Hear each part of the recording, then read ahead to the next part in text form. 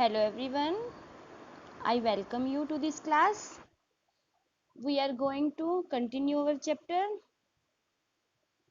Anup, this bird is quite different from the other birds that we see or read about. Where can we see it? अनुभव पूछ रहा है miss Paul से कि मैंने सुना है कि जो ये बर्ड है वो बिल्कुल ही दूसरे बर्ड से डिफरेंट है, जितना मैंने सुना और पढ़ा है। क्या हम इसे कहाँ देख सकते हैं?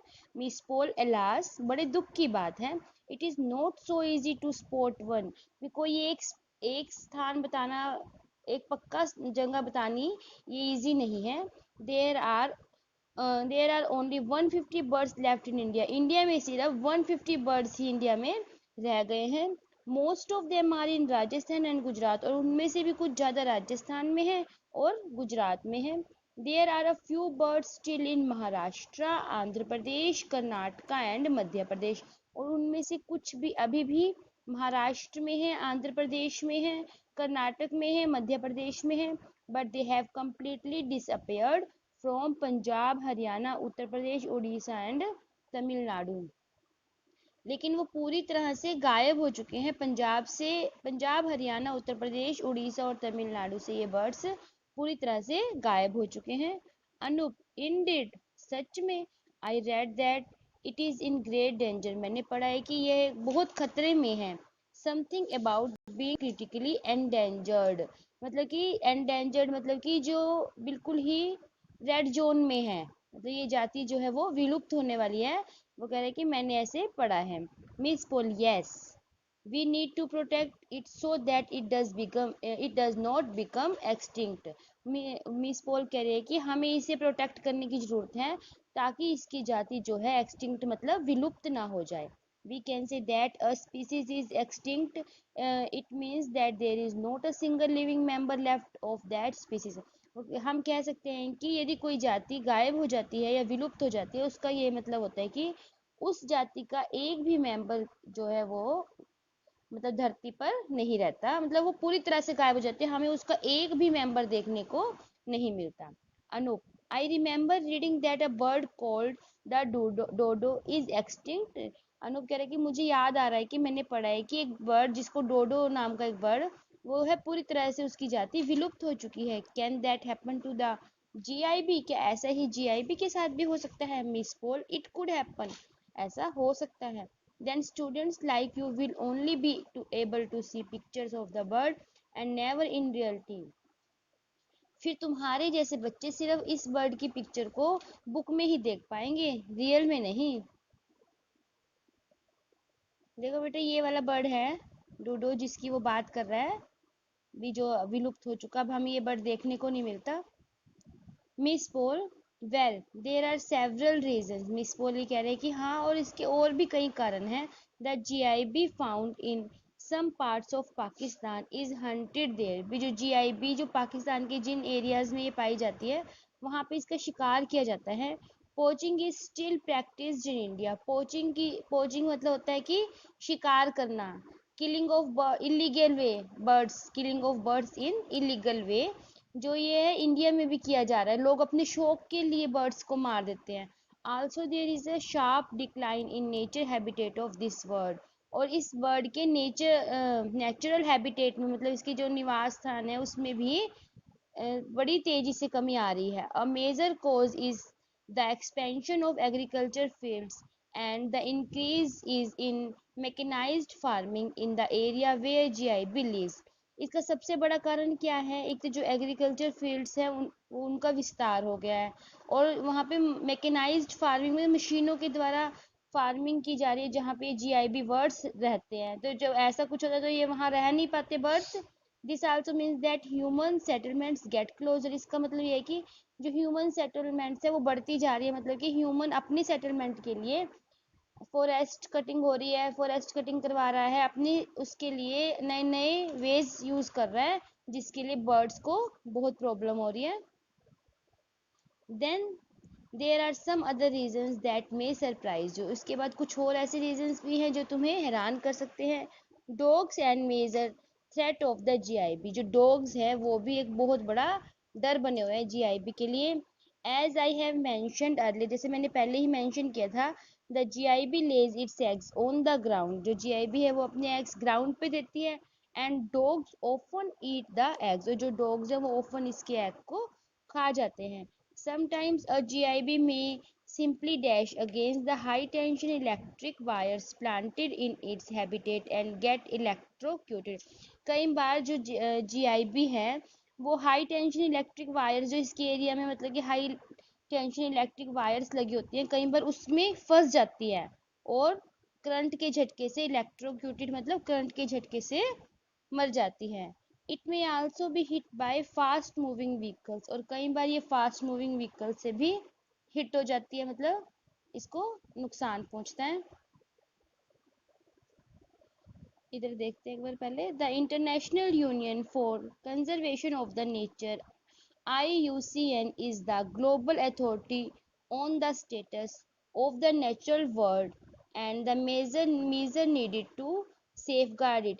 IUCN देखो बेटा इसकी फुल फॉर्म भी पूछ लेते हैं कई बार, क्या फुल फॉर्म है इसकी? The international union for the conservation of nature, जो मतलब कि नेचर को कंजर्व करने के लिए जो इंटरनेशनल यूनियन बनी है वो है IUCN.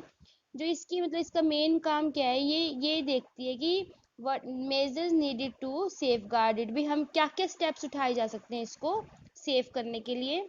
The IUCN red list helps us to understand that what level of risk a species, ये जो मतलब कि संस्था है इसमें रेड लिस्ट हेल्प, ये रेड जो लिस्ट निकालती है मतलब ये लिस्ट बनाते हैं उससे जो हमें समझने में हेल्प होती है कि कौन सी जाति किस लेवल तक लिस्ट पे है मतलब कि किस कैटेगरी में आती है. एज पर the red list of 2011 the GIB is the critically endangered, जो 2000 में इन्होंने लिस्ट निकाली थी उसमें इन्होंने दिखाया था कि जो GIB है वो पूरी तरह से रिस्क जोन में है.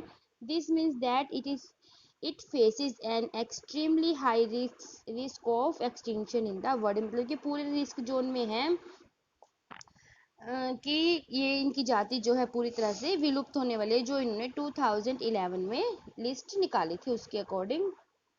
Anoop, is anything being done to protect the GIB from this threats? Anoop पूछ रहे हैं कि क्या कुछ ऐसे किया जा सकता है जो GIB को इन सब से प्रोटेक्ट किया जा सके, इन डर से इस डर से बचाया जा सके. Miss pole, protecting any species requires joint efforts by research institutes, scientific organizations, government departments and NGOs.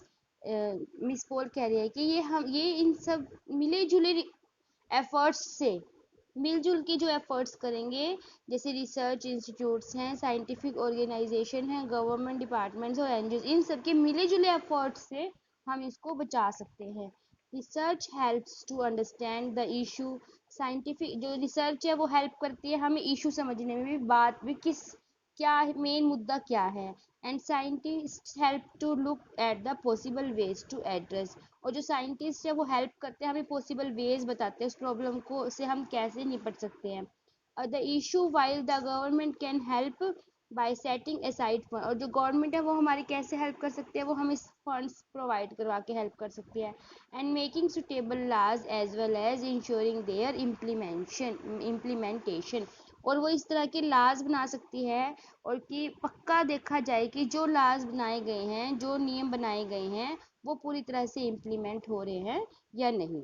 And NGOs can create awareness and support conservation efforts, जो NGO है ये लोगों में अवेयरनेस ला सकते हैं और लोगों को बढ़ावा दे सकते हैं कि वो कंजर्वेशन एफर्ट्स करें, मतलब कि बर्ड्स या एनिमल्स जो भी हैं इनको प्रोटेक्ट करने के लिए, कंजर्व करने के लिए अपने अपने एफर्ट्स करें.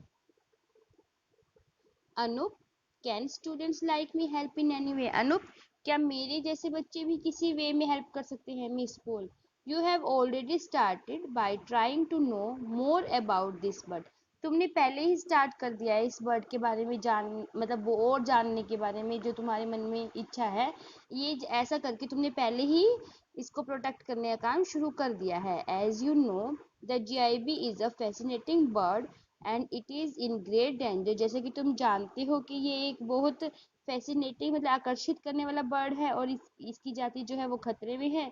You share this information with your friends, और तुम ये इंफॉर्मेशन अपने फ्रेंड्स के साथ शेयर कर, तुम्हें करनी चाहिए, जरूर करनी चाहिए।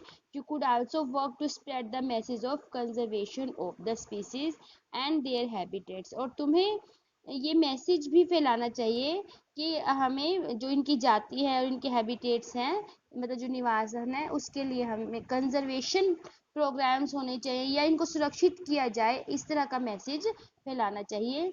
बच्चों ये आपको भी अपने आसपास जो भी आपके मतलब लिंक में होते हैं या आप फ्रेंड्स होते हो, आपको भी आपस में डिस्कस करना चाहिए कि how can we save birds and animals. The future and safety of the wildlife and the environment lies in the hands of young people like you. Miss Paul कह रही है कि जो वाइल्ड लाइफ की safety है और जो future है वो एंड द इन्वायरमेंट, और इन्वायरमेंट का जो फ्यूचर और सेफ्टी है वाइल्ड लाइफ से रिलेटेड, वो तुम जैसे यंग बच्चों के हाथ में है, मतलब तुम जैसे बढ़ते हुए बच्चों के हाथ में है। क्योंकि जो आज के बढ़ते हुए बच्चे हैं वो हमारा कल का मतलब वही आगे हमारा फ्यूचर है, हमारी कंट्री का फ्यूचर है। यदि आप लोग अच्छे स्टेप्स उठाओगे तभी हमारी कंट्री आगे डेवलप करेगी। Anoop, indeed I shall, thank you for the indeed interview. Indeed I shall का मतलब अनूप कहते हैं कि हाँ सच में करूँगा, मतलब मैं ये मैसेज जरूर स्प्रेड करूँगा, सबको बताऊँगा कि हमें क्या क्या करना चाहिए बर्ड्स को कंजर्व करने के लिए। फिर लास्ट में वो कहता है thank you for the interview, वो मिशन को थैंक यू बोल रहा है कि आपने जो मुझे मेरे जो जानकारी दी उसके लिए आपका बहुत बहुत धन्यवाद। Okay students, we have completed reading of this chapter. Now read this chapter again and find out question answer of this chapter, and you have to learn all questions. Okay, I will give answer video after some time or okay.